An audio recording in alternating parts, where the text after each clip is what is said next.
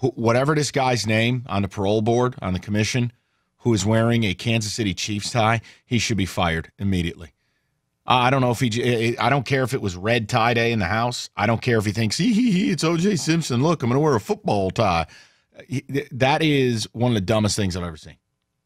You are on the parole board. You know you're going to be on TV. You wore a Kansas City Chiefs tie.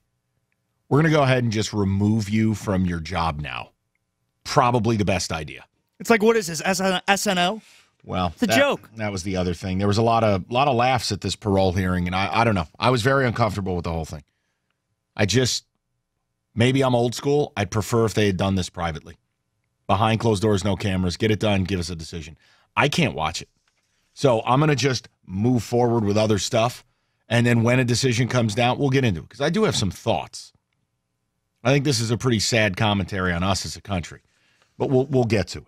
I do want to start out with news of the day, real news of the day, not this sensationalistic nonsense. But Al Avila spoke, and he had some comments that I think they're pretty disturbing. And I want to play them for you. And it's on the heels of a trade rumor now by John Paul Morosi saying that the Houston Astros are interested in a Verlander-Justin Wilson double dip.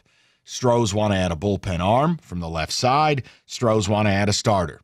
Well, if that's the case, I think it's something the Tigers need to pursue and need to get done. Astros have one of the best systems in the game. They have 6 or 7 top 100 prospects. That's a team you want. They're loaded at prospects with outfielders and with starting pitchers. Works for me. But I want to play for you the comment because I want you to tell me who this comment comes from and whether it's just a negotiating ploy or whether it's, once again, Al Avila probably saying too much. Take a listen when he talks about trading Justin Verlander and whether or not him staying here would be okay. You know, if things fall into place and they make sense, you move forward. And if they don't, you stay the course. And we, as an organization, would be extremely happy to keep Verlander here to the end of his career. Honestly, we would be happy with that because like I said, we want him to walk into the Hall of Fame wearing a Tigers cap. What? See, I'll tell you what that sounds like to me. That sounds like something an owner would say. That doesn't sound like something the GM would say. It's okay if he stays here throughout the rest of his bloated $70+ million contract that if he pitches well would keep him here through 2020?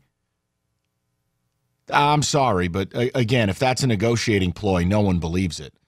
So instead of saying something no one believes, don't say anything at all.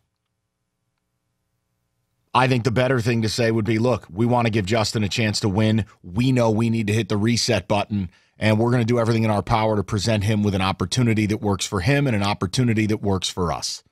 And I want to get your thoughts on it because, yesterday we talked about it. The Justin Wilson thing is the final frontier. All of a sudden, if you're faced with dealing Wilson with Verlander, I wonder if this organization really is willing to do it, because that comment doesn't sound like something a shrewd general manager would say. We want him to go in with a Tigers cap. I don't care.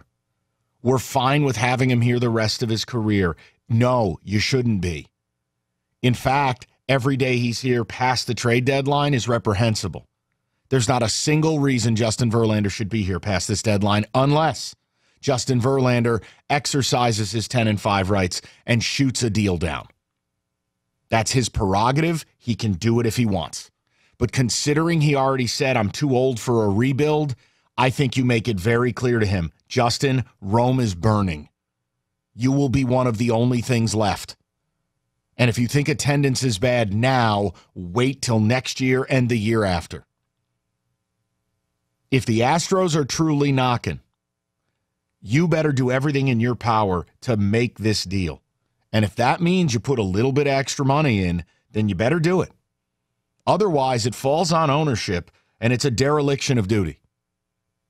You have to do what's right for the organization. The report that the Tigers may pick up the rest of this year's salary and none of the next 3 years possibly with the vesting option, that's not going to work. The more you put in, the more you'll get out of this. And there's a chance that you could turn your entire farm system upside down in a good way. You kick in money on Verlander, you add in Justin Wilson, you're talking about as many as 3 frontline big-time prospects. And the Astros have the assets to do it. So my question is this. When you hear that audio and you hear your general manager say, we want him to stay here, we want him to end his career in a Tiger uniform, and then the caveat, unless there's a good deal, does anyone still want Verlander to stay here?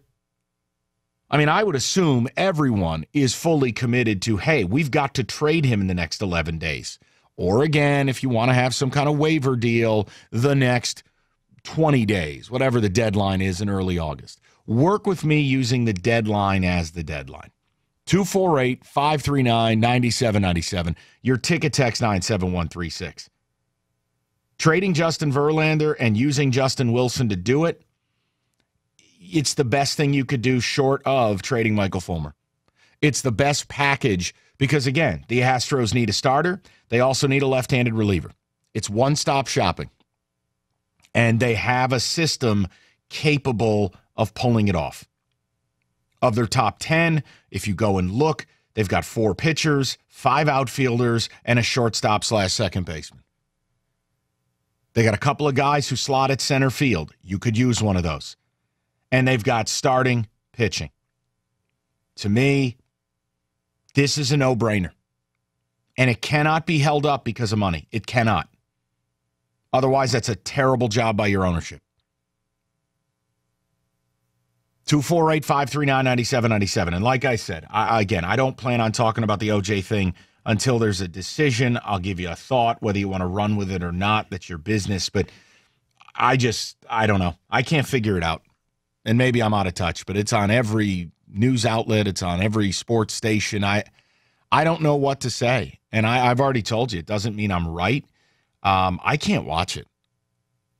I mean, we have groups of people huddled around the office over here watching it, Mike. I know. People are just really into it. Yep. I don't know what to say.